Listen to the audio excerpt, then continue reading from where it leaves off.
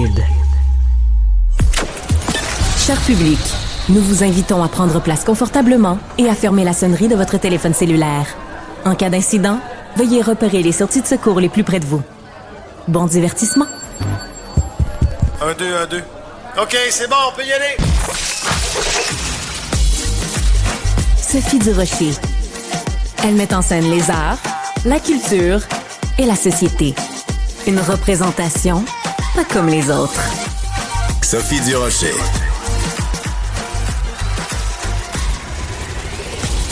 Bonjour tout le monde, j'espère que vous allez bien. Moi, en tout cas, je suis en pleine forme parce que au cours des dernières heures, j'ai lu un livre qui m'a fait beaucoup de bien. Habituellement, c'est pas vraiment le genre de livre que je lis, les livres de croissance personnelle. C'est pas ma priorité, mais celui-là, je l'ai dévoré du début jusqu'à la fin. C'est plein de tendresse pour soi, c'est plein de leçons de vie qu'on peut utiliser. C'est le livre de Chantal Lacroix, N'attends pas le bonheur, crée-le. Mon Dieu, Sophie, si tu savais comme ça me rentre direct au cœur. Oui, j'avais peur que ça te fasse de la peine.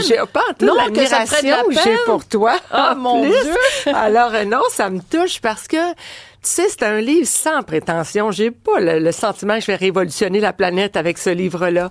Mais, tu sais, dans le contexte actuel où il y a beaucoup d'insécurité, où il y a beaucoup de frustration, de colère, de peur du changement. On a peur de changer. Oui, on n'est pas tout à fait heureux dans toutes les sphères de notre vie, mais on a peur d'oser le changement parce qu'on va-tu le regretter? Ça va-tu être pire? Je vais-tu manquer d'argent? Je vais-tu finir mes jours seul? Fait qu'on n'ose pas embrasser ce changement-là qui peut être tellement salutaire. Fait que je trouvais ça intéressant, finalement, de parler de différentes sphères qui viennent toucher notre vie. Et tant mieux si tu as aimé, parce que chouette, sans prétention, qui te permettent aux gens de goûter un peu plus à chaque jour au bonheur. Mais c'est que la raison pour laquelle j'ai aimé ça, c'est que tu nous parles de ta vie. C'est pas une autobiographie, non, mais tu aucunement. nous racontes. Pourtant, on pense qu'on connaît ta vie, on connaît ta carrière, on connaît Donner au suivant, on connaît. Je peux pas nommer toutes les émissions que tu as soit animées ou produites. Donc, on a l'impression qu'on connaît Chantal Lacroix, mais on apprend beaucoup de choses sur toi. Entre autres, moi, quelque chose qui m'a vraiment émue, ta relation avec tes parents et la confiance que tes parents avaient en toi, c'est une chose que tout le monde souhaiterait, avoir des parents comme les tiens. Tout à fait. Tu sais, je relate entre autres le passage où quand je suis devenue complètement sourde, évidemment de l'oreille droite, tu sais, l'orienteur m'avait dit que ce serait impossible pour moi de devenir animatrice parce que j'avais commencé à chointer, donc j'espère devenir une animatrice de télévision. C'est très mignon. Et évidemment, quand il m'a dit que ce serait impossible pour moi, je suis arrivée à la maison en pleurant. Et de là, ma mère me dit que c'est ce que tu souhaites. Alors, à partir de maintenant, on va te payer des cours de diction, de prononciation, mais on va faire un pacte ensemble. Je vais plus jamais t'entendre prononcer le mot impossible dans ton vocabulaire. Je suis à la veille de mes 60 ans, je fais tout pour pas dire ce mot-là. Sophie, je vais dire, ça va être difficile. Et je pense que ça sera pas possible, mais je dis pas le mot impossible. Mais effectivement, je suis très consciente que j'ai eu le privilège d'avoir les parents que j'ai eus qui ont pas donné raison à cet orienteur-là et qui auraient pu dire, écoute, c'est ce qu'il fait, c'est ça qu'il fait dans la vie. Donc, j'ai eu des parents, autant mon père que ma mère, qui ont toujours été là pour me supporter, m'encourager dans mes rêves et peut-être me donner confiance puis nourrir mon estime quand moi, je n'avais pas moi-même. Mais il y a pas que cette leçon-là que ta mère t'a donnée. Ta mère est d'origine italienne, puis elle hésitait pas quand il y avait quelqu'un qui t'intimidait à l'école, parce que ça a été beaucoup intimidé. Elle hésitait pas à aller vraiment brasser, mais vraiment, là, aujourd'hui, elle se retrouverait en prison. Mais à brasser le monde. Mais aussi, à un moment donné, ta mère t'a dit, c'était vers la fin de sa vie, si je me trompe pas, elle te dit, bon, ben ça va, là, ta carrière, ça va bien, tout ça. Mais là, maintenant... Je veux que tu te choisisses. Ouais. Et ça, là, quelle belle leçon de vie. Tout à fait, ouais. Et depuis le décès de ma mère, je porte toujours ce bracelet-là. J'allais te le demander. Oui, donc, tout à fait. Tu l'as c'est indiqué, je me choisis. Et je le porte tout le temps. Je le porte quand je travaille, quand je dors, quand... C'est écrit petit pour mes vieux oui, mais c'est vraiment indiqué, je me choisis. Je me choisis. Oui, et tu sais, c'est... c'est drôle parce que du haut de ses 9 ans, ma fille, à un moment donné, alors qu'à un moment donné, j'ai commencé une quête de bien-être parce que, à force de faire des émissions comme de nos suivants, on efface et on recommence, que j'adorais faire, soit dit en passant. Et que les Québécois ont adoré. Et je suis toujours la première à dire que le bonheur, c'est la chose, c'est que quand on l'a pas, qu'on le donne, on finit par le recevoir. Je suis la première à dire ça, tu sais, que c'est essentiel de donner parce que ça nous apporte énormément.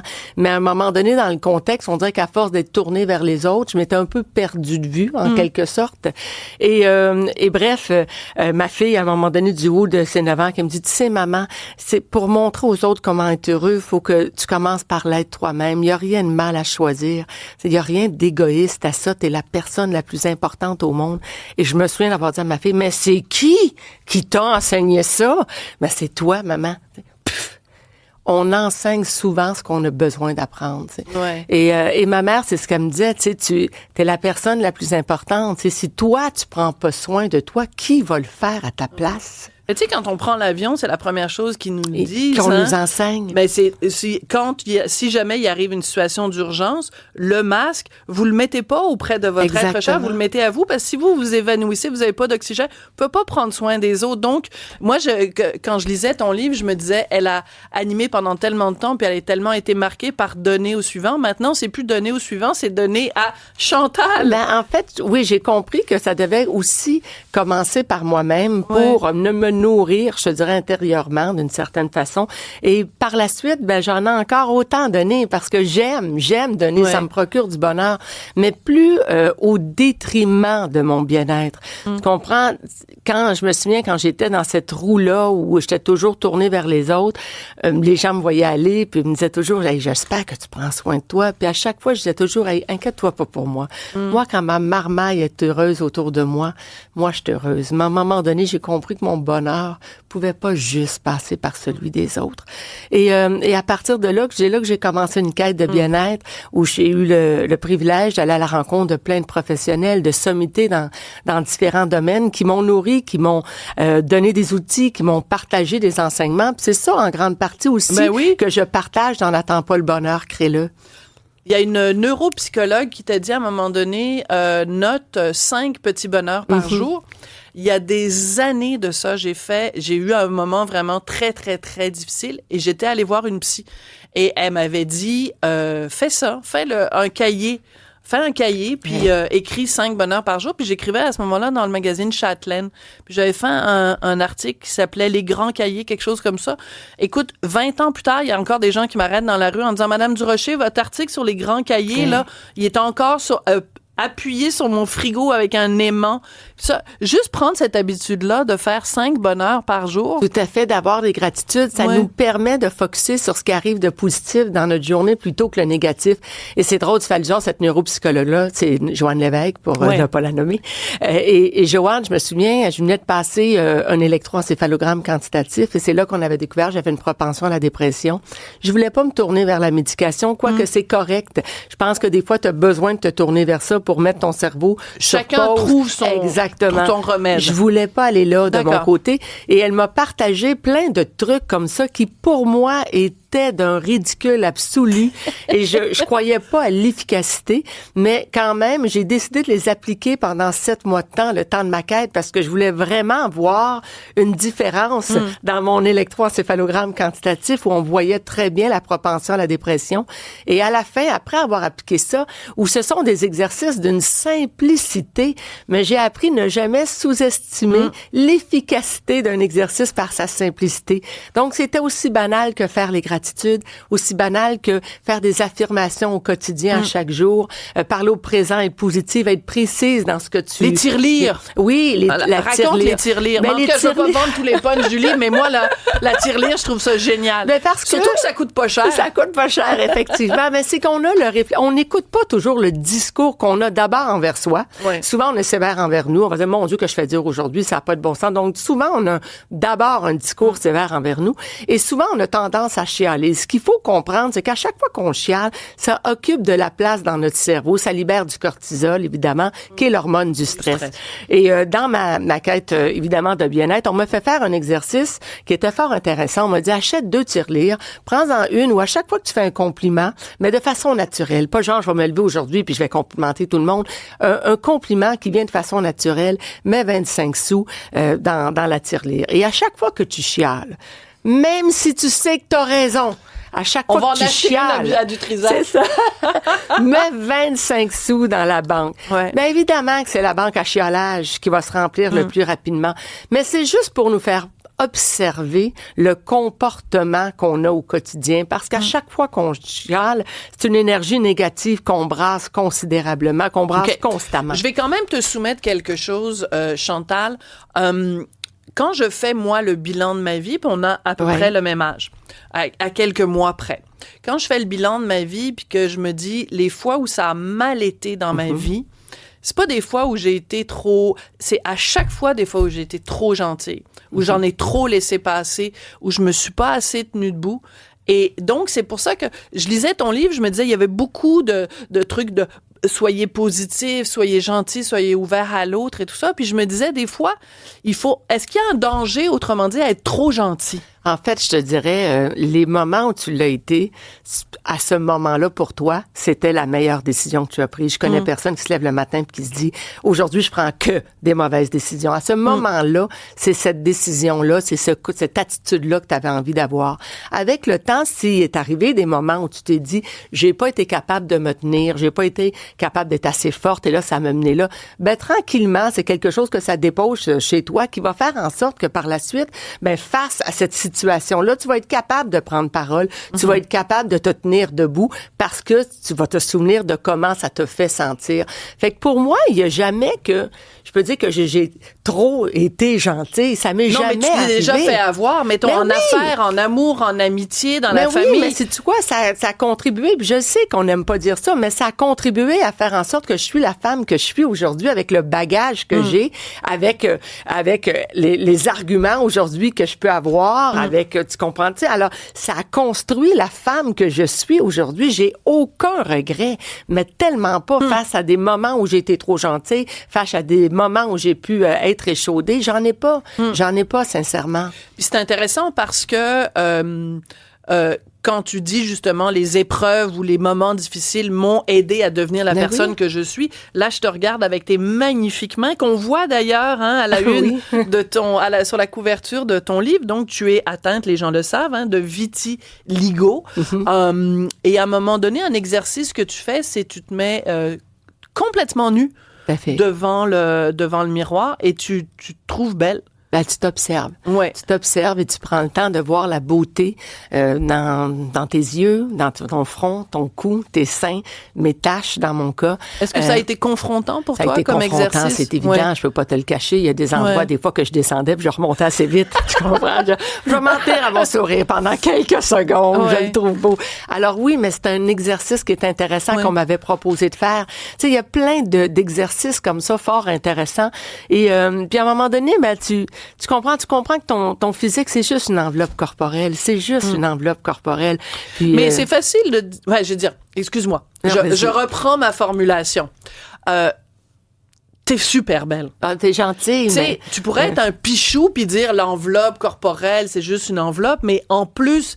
T'es absolument... Tu sais, il y a toi, il y a Véronique Cloutier, il y en a une couple, il y a Julie Dupage. Vous êtes des méchants pétards. T'es vraiment très gentille. C'est toujours vous qu'on voit qui disent « Ah, la beauté au naturel ». Mais tu sais, vous êtes des pétards aussi. Ah, t'es très gentille, mais c'est vrai. Tu sais quoi? Tu peux pas juger. Tu peux avoir la plus belle femme du monde qui, elle, a un regard par rapport à elle-même où elle s'autocritique, encore une fois. Tu sais, quand je me suis retrouvée célibataire, la première chose qui m'est passée par la tête, c'était qui va vouloir de moi avec le corps plein de taches que j'ai. T'es sérieux? Ben, certain que, puis tu sais, tout le monde, ben, voyons donc, t'as tellement à offrir, t'as tellement une belle personnalité. Et c'est la première chose à laquelle t'as pensé. Ben oui, parce qu'on est dans un monde de parade. Oui, puis tu sais, et quand j'ai commencé, j'avais pas autant de taches sur mon corps, j'en avais pas du tout. Donc, tranquillement, lui, il a vu ces taches-là s'installer sur mon corps, il s'est habitué. Mais à partir du moment où t'arrives, tu te mets à nu. Écoute, Sophie, la première fois qu'il a fallu que je me mette à nu avec mon chum, c'était quelque chose. Je l'ai avisé d'avance, là. Je lui ai dit, je veux juste te dire que les taches que tu vois là,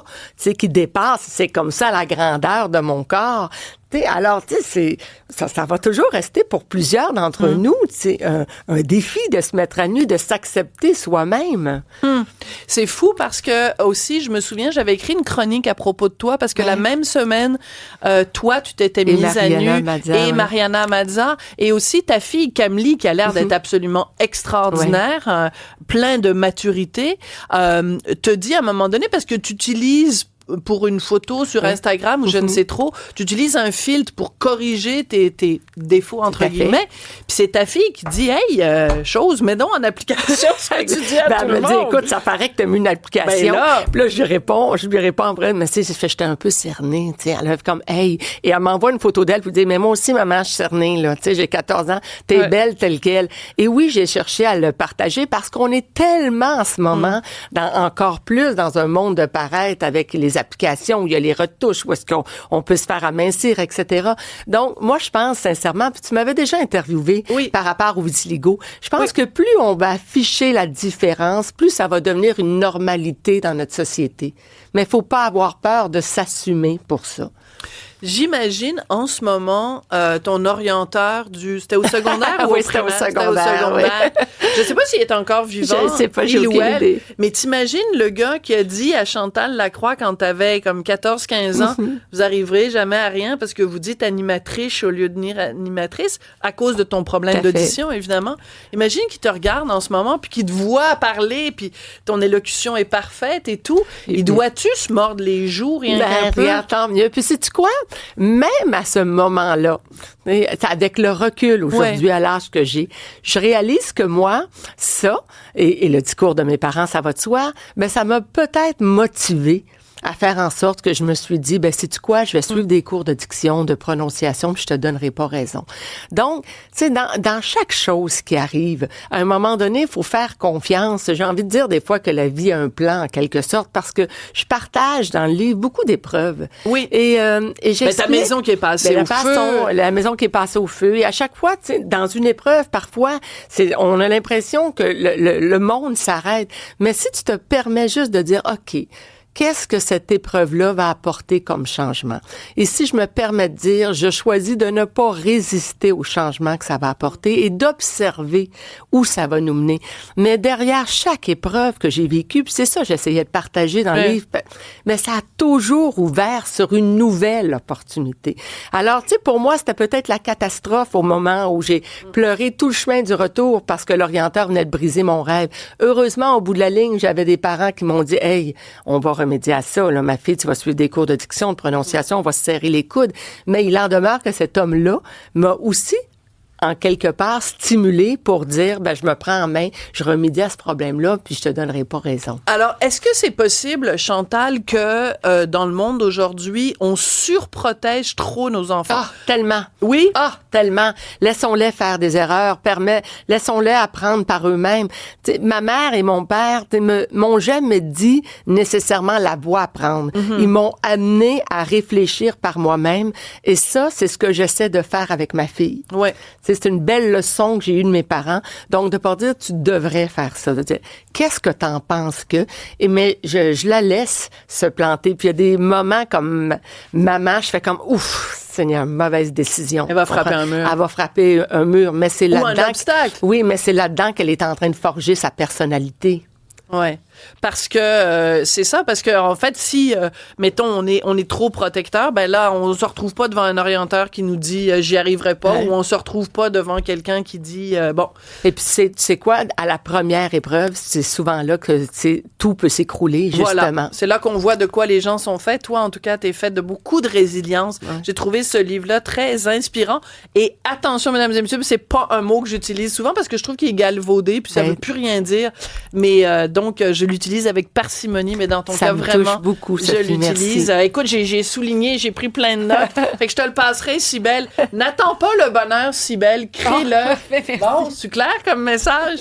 Merci beaucoup. Merci à toi. C'est publié aux Éditions de l'Homme. Merci beaucoup. Merci Sophie. Dans la vie, je pense qu'on espère tous la même chose, c'est vivre le plus longtemps possible, mais évidemment, vivre en santé. Pour ça, ben, il faut changer un certain nombre d'habitudes de vie. Moi, ça me passionne, ce sujet-là, comment on peut vivre plus longtemps, mais surtout vivre plus longtemps en santé. Donc, j'avais envie d'en parler avec Dr Martin Junot, qui est cardiologue, qui est directeur de l'Observatoire de la prévention à l'Institut de cardiologie de Montréal et est aussi collaborateur à la fondation du Centre EPIC. Docteur Junot, bonjour. Bonjour. On s'est déjà parlé, vous et moi, dans le cadre d'une autre entrevue. On avait beaucoup parlé de l'exercice et de l'importance de l'exercice pour les facultés cognitives. On n'avait pas parlé de la durée. Est-ce que c'est important de faire un petit peu de sport tous les jours, quelques instants, ou c'est mieux de regrouper ça, de faire moins souvent du sport, mais une durée plus grande? Ça a été beaucoup étudié, ça. Ouais. C'est sûr que les gens qui font de l'activité physique seulement à la fin de semaine, c'est quand même très bon. Ouais. Il y a plein d'études là-dessus. C'est mieux que rien. Oui, c'est ça. Puis c'est pas mal bon. Mais évidemment, ce qu'on conseille aux gens, nous, pour avoir l'effet, par exemple, métabolique, par exemple, sur le sucre sanguin, la glycémie, la pression artérielle, c'est bien d'en faire un peu tous les jours ou aux 2 jours. Alors, par exemple, beaucoup d'études ont montré que dès que vous faites environ l'équivalent de 15 minutes de marche par jour, c'est vraiment pas beaucoup. Mais non. Vous baissez votre mortalité prématurée de toute cause d'environ 15 Wow! Et quand vous faites 30 minutes, ben on est à peu près à 24-25 Et puis, si vous allez à 60 minutes, ben là, on a moins de gains. C'est mieux, mais la courbe monte moins vite, mais c'est quand même très bon. Vous allez réduire d'environ 35 Puis à 90 minutes, équivalent de marche par jour, il n'y a plus d'intérêt à dépasser ça. D'accord. Alors, par exemple, si quelqu'un Donc, ça dit... ne donne rien de se surentraîner. C'est genre 2-3 heures par jour, vous n'avez plus de bénéfice passer 1h30. Là. D'accord. En même temps, on peut, si on aime ça, le faire pour le plaisir. Absolument. Et pas simplement dans une optique de « Oh mon Dieu, c'est bon pour la santé ». Ouais.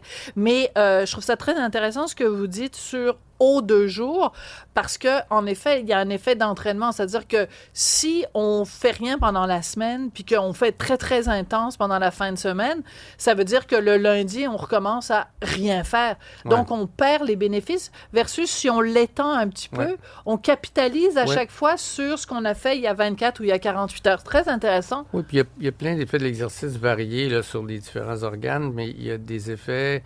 par exemple, sur l'insuline, certaines hormones, le stress, etc., qui vont durer, disons, une douzaine d'heures ou 24 heures. Alors, c'est pour ça que c'est bien de le faire régulièrement plutôt qu'un gros coup la fin de semaine. Même si c'est bon, c'est bien de l'étaler. Puis l'autre chose qu'on ne dit pas assez, c'est la sédentarité extrême. C'est beau de bouger, mais les Québécois, depuis la pandémie, il y en a une bonne proportion, autour de 50 qui vont passer plus que 10 heures sans bouger, là, dans un fauteuil ou dans un divan.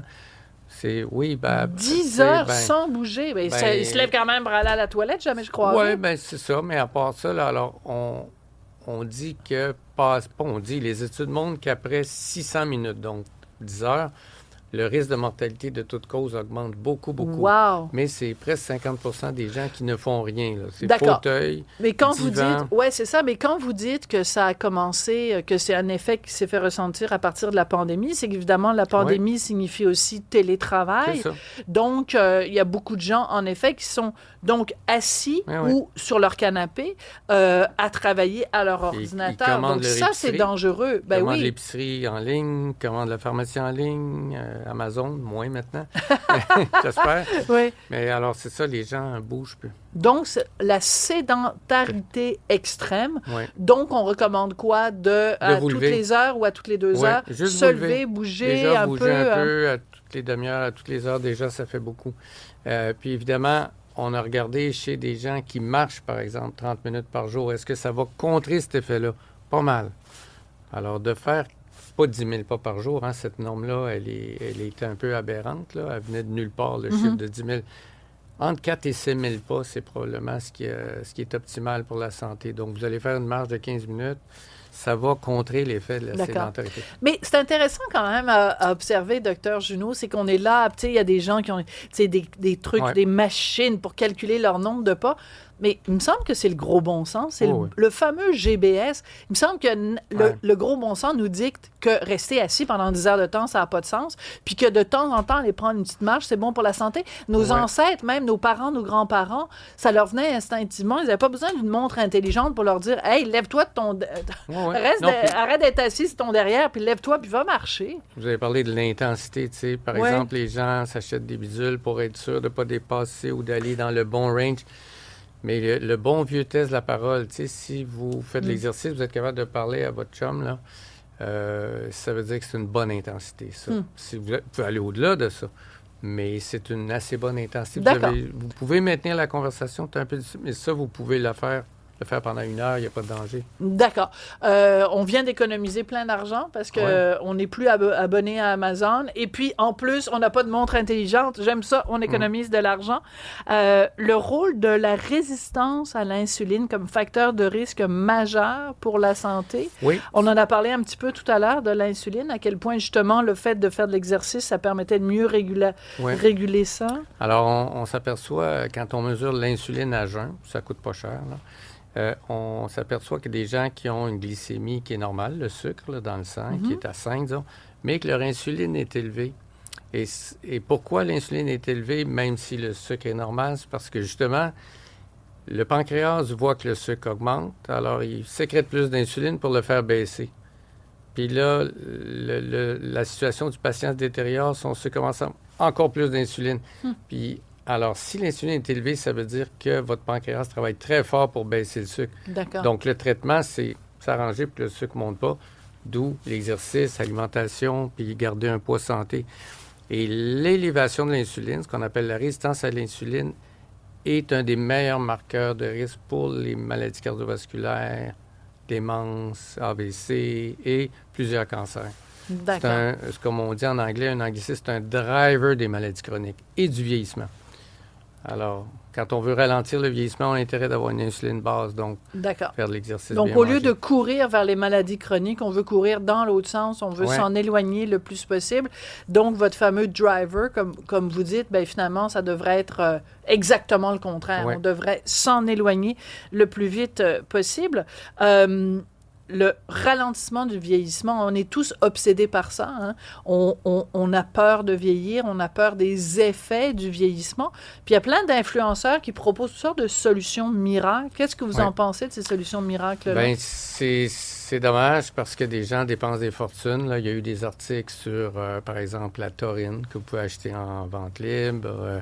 Il y a des médicaments qui demandent des prescriptions, le metformin, la rapamycine. Il y a des influenceurs aux États-Unis surtout qui suggèrent aux gens de prendre ça. Il n'y a pas eu d'études chez l'homme pour voir l'efficacité de ça et surtout pas l'innocuité. Donc, on ne sait pas à long terme si vous n'êtes pas malade puis vous le prenez juste pour ralentir le vieillissement. Il y a peut-être des effets secondaires qu'on n'aime pas. C'est ça. Quand on parle de l'innocuité, parce que c'est un mot compliqué. Oui, c'est ça. Mais c'est ça que ça veut dire, c'est que c'est pas un médicament ou c'est pas une procédure, en tout cas, qui est anodine. Il peut y avoir des conséquences qui vont venir contrecarrer les bénéfices. Et si vous regardez les études pour ralentir le vieillissement chez tous les animaux, de la levure jusqu'au lapin, les rats, les animaux, les porcs, puis même les primates, on sait qu'il y a une chose qui marche, c'est l'exercice. Ça ralentit le vieillissement chez toutes les espèces. Attendez, parce que vous avez parlé des êtres vivants, vous avez mis la levure dans les êtres vivants. Oui, c'est parce que beaucoup de chercheurs aiment beaucoup les plus petites, les petits vers, puis tout ça, parce que c'est facile à étudier. Ils se reproduisent vite, ils meurent vite. Donc, si on veut étudier le vieillissement, c'est génial. D'accord. Donc, même eux, oui. il faut qu'ils fassent de l'exercice pour bien vieillir. Là où... Alors, il y a l'exercice qui est prouvé chez toutes les espèces vivantes. Et puis, l'autre chose, ça, c'est moins agréable, c'est la restriction calorique. C'est manger moins que nos besoins, surtout pas plus. Alors, c'est sûr que c'est pas un conseil qui est facile à donner, mais comme on mange généralement trop, on a intérêt à manger moins. Chez toutes les espèces animales, ça ralentit le vieillissement.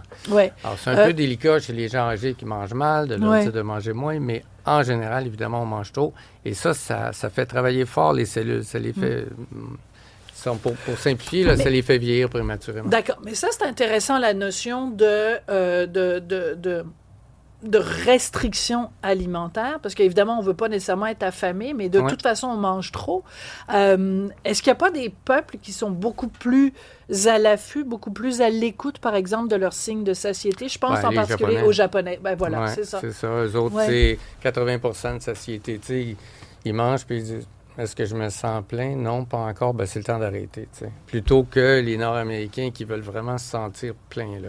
Ouais. Alors, c'est une bonne habitude, ça. Très bonne habitude. Mais surtout que nous sommes des Nord-Américains et tout nous pousse à la surconsommation. Tout nous pousse, même, je dirais, l'environnement familial. Hein, on a tous, je pense, été élevés par des mères qui, quand on finissait pas notre assiette, nous disaient « Ah, ben là, ça me fait de la peine. Je me suis donné de la peine pour bien te préparer un dessert à tous les repas. Souper, un dessert à tous les repas. » Voyons donc, c'est beaucoup trop. Oui, on mange beaucoup trop de sucre. Hein? L'OMS dit 5 ou 10 des calories. Moi, je dirais sucre ajouté, 0. Là. Si vous voulez, on peut avoir du sucre dans les fruits, dans le sirop d'érable, êtes-vous pour ou contre le sirop d'érable? C'est bon au goût, puis il y a des minéraux, mais ça reste un sucre ajouté qui est pas très bon pour le métabolisme. Donc, c'est vraiment à utiliser un petit peu. Ouais. Je suis triste, j'aime tellement le sirop d'érable. Mais je vais continuer à en prendre quand même, parce qu'il faut quand même avoir un petit peu de plaisir dans la vie. Mais je vais peut-être, au lieu de verser la moitié de la canne dans mon gruau le matin, je vais peut-être y aller avec modération, mais je vais quand même continuer à en prendre parce que, bon, ça fait partie aussi de notre patrimoine. On n'a pas parlé jusqu'ici du stress, à quel point le stress a une influence ou un impact sur notre métabolisme, et en particulier, puisque c'est votre spécialité, évidemment, les maladies cardiovasculaires. Oui, depuis les années 1960, il y a une foule d'études sur des très grands nombres de patients qui ont montré que le stress qu'on vit, que ce soit au travail, dans le couple, peu importe, là, dans la vie en général, il y a plein d'échelles pour mesurer le stress. Sont associés à une augmentation du risque cardiovasculaire, autant que l'hypertension artérielle, un petit peu moins que le tabac, mais pas loin. Du tabac? Un peu moins quand même. Le tabac, c'est vraiment la pire affaire. Et puis, quand on regarde pourquoi, les mécanismes sont bien connus maintenant, c'est que le stress chronique, c'est normal d'avoir un petit stress, mais quand il est toujours là, vous modifiez des hormones dans votre cœur. Dans votre corps. Alors, le cerveau qui est stressé envoie des signaux à l'hypophyse, qui envoie un signal aux glandes surrénales, qui sécrètent toutes sortes d'hormones qui augmentent cortisol, etc., qui augmentent la glycémie, qui aussi augmentent certains facteurs inflammatoires. Donc, tout ça, à long terme, ça favorise l'athérosclérose. Alors, là, c'est comme si le corps était constamment en système d'alarme. C'est ça. En système d'alerte. Oui. Puis, tu sais, on dit toujours dans les époques préhistoriques, l'homme avait besoin de ces hormones-là pour se défendre contre les prédateurs, les ours, puis les autres tribus. Maintenant, ces mécanismes-là existent encore, mais ils sont déclenchés par toutes sortes de stresseurs qui sont omniprésents. Alors, c'est vraiment difficile de gérer le stress. Puis ça, j'avoue, dans ma pratique, il y a deux choses très, très difficiles, je dirais. On est capable de traiter à peu près tous les facteurs de risque. Il y en a deux difficiles, le poids et le stress. C'est dire à quelqu'un perdre du poids, là, c'est facile à dire, c'est très difficile à faire. Même chose pour gérer le stress, il n'y a pas de méthode facile. Le yoga, la méditation. Oui, exactement. C'est les deux qu'on recommande. Faire des choses qu'on aime. Oui, focuser sur autre chose. Donc, puis avec la méditation, ça s'est beaucoup démocratisé parce qu'avant, moi, j'invitais les gens à s'inscrire à des ateliers de méditation, gestion de stress. Maintenant, vous allez sur YouTube, puis vous avez des très beaux... Il y a des apps. Il y a des apps de méditation, là, je pense que que si vous me donniez 2 secondes, je pourrais vous en trouver 3-4 sur mon téléphone. Là. Pour juste aussi décrocher. arrêter le petit hamster, voilà. Même 1 minute entre 2 entrevues, là, vous pouvez faire ça 1 minute. Très bon. Justement, on me dit à l'oreille qu'il reste 1 minute à l'entrevue. On pourrait méditer ensemble. Hein? Ça serait plate pour les auditeurs. Ça serait plate pour les auditeurs peut-être, mais ce serait pas plate pour nous parce que ce serait très bon pour notre santé. Docteur Martin Junot, c'est toujours un plaisir de vous parler. Et à chaque fois que je vous parle, j'en sors avec je me fais des notes mentales. Je me dis, ah oui, ça c'est vrai. Ah oui, plus de poissons. Ah oui, ça attends pas à samedi pour aller t'entraîner. Va t'entraîner un beau mercredi comme ça en plein milieu de la semaine. À chaque fois, je retiens des recettes pour mieux vivre et vivre plus longtemps. Docteur Martin Junot, vous êtes cardiologue, directeur de l'Observatoire de la prévention de l'Institut de cardiologie de Montréal et aussi collaborateur à la fondation du Centre EPIC. C'était une entrevue épique. Merci beaucoup. C'était un plaisir. Merci, avec plaisir. Sophie Durocher. Passionnée, cultivée, rigoureuse. Elle n'est jamais à court d'arguments. Pour savoir et comprendre, Sophie Durocher. La nouvelle est sortie. Aujourd'hui, on a appris que Véronique Cloutier reprenait du service. Elle va, cette année, animer à nouveau les Gémeaux. Ça va être en septembre de cette année. Et pour elle, ça va être la 10e fois. Qu'est-ce que ça t'inspire, Marc Boilard?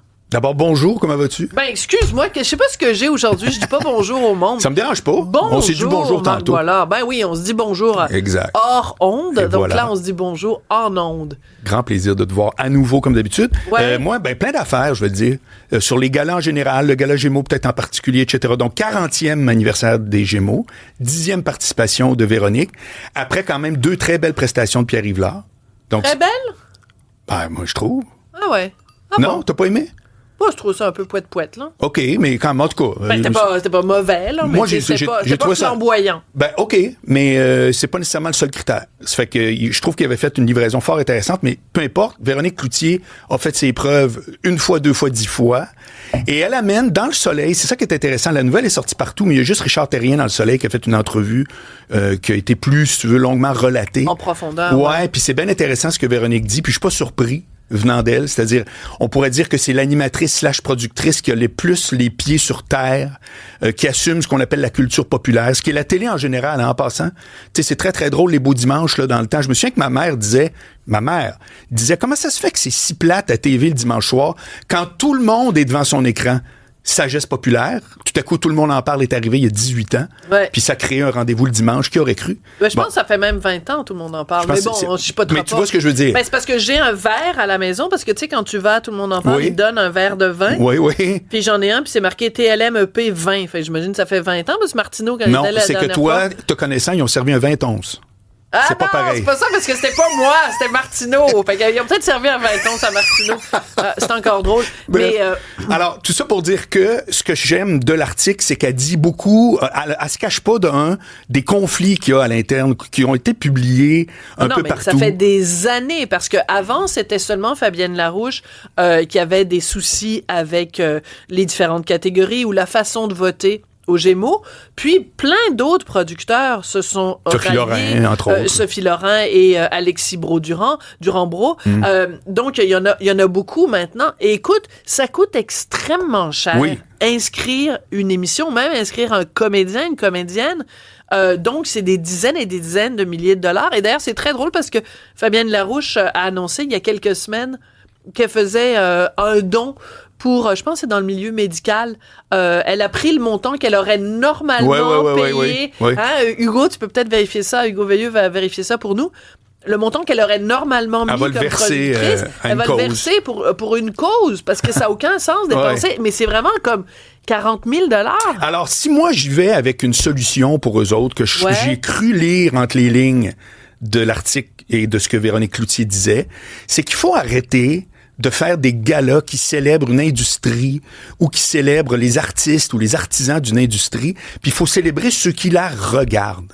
Ah, bon, Tu me suis? Il était temps. Non, mais je te dis, c'est pas écrit de même, mais c'est comme ça, moi, je le formulerais. Que toi, tu le comprends. Je vais te donner un exemple. À un moment donné, il y a un chroniqueur, il y a quelques années, qui avait dit, il était très offusqué que à la disque, le vote pour l'album de l'année, c'était dans les Saint-Hubert. Tu pouvais remplir ton bulletin de vote dans un Saint-Hubert, puis il trouvait ça très, très zéro, parce que c'est pas ma tante Thérèse qui s'achète une salade de choux puis une poitrine à décider c'est quoi, ça devrait...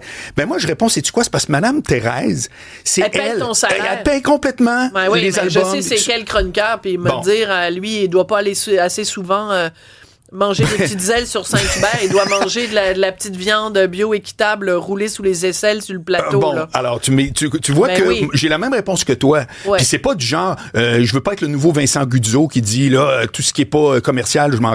C'est pas ça mon point. Pas ça qu'il disait, Vincent Guzzo. Attention, ce que Vincent Guzzo disait avant d'avoir ses ennuis financiers, ce qu'il disait, c'est, est-ce qu'on peut faire des films que les gens vont aller voir? Est-ce que ça peut être à la fois un succès critique et un succès populaire? Et il donnait, par exemple, Crazy, qui a été à la fois un succès critique et un succès populaire. Est-ce qu'on peut juste faire plus de films comme Crazy? C'était pas fou.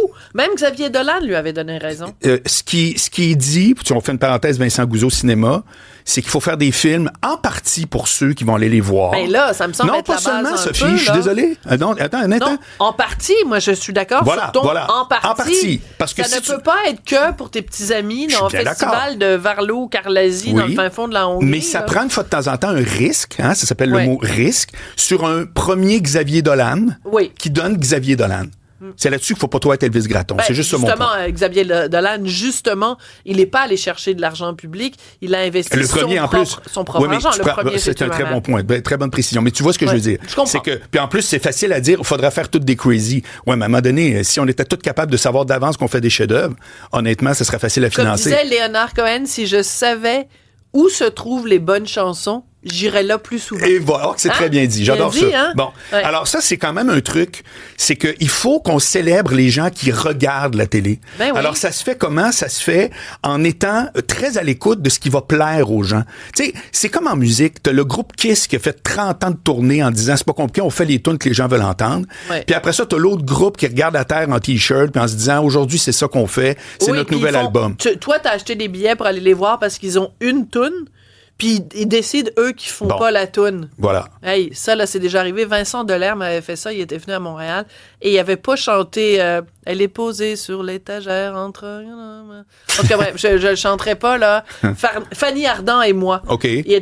Tout le monde avait acheté des billets au Franco, genre, pour aller entendre Vincent Delerme chanter Fanny Ardant, puis il a décidé qu'il faisait pas Fanny Ardant. J'espère que c'est lui, puis que je suis pas en train de tenir des propos diffamatoires, mais il me semble que c'est ça. C'est pas très diffamatoire. Il me semble que c'est ça. Mais revenons un instant. Moi, j'ai le plus grand respect pour la culture populaire.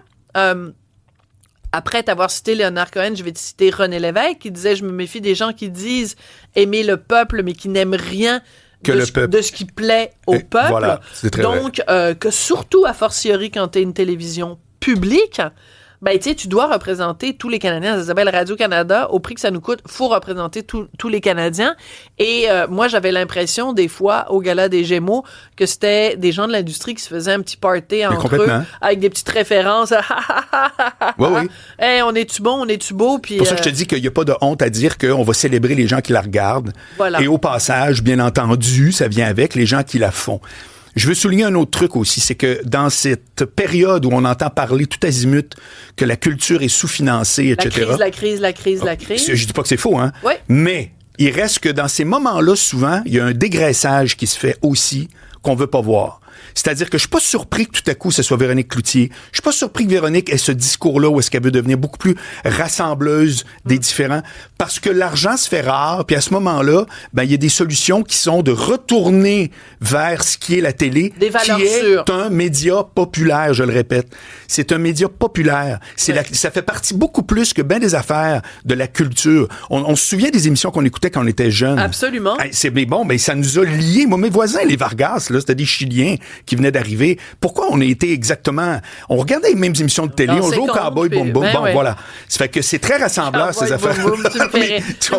Mais moi, j'aimerais ça aussi t'entendre de façon générale. Prenons un pas de recul, pas juste sur le gala des Gémeaux lui-même, mais sur la pertinence des galas.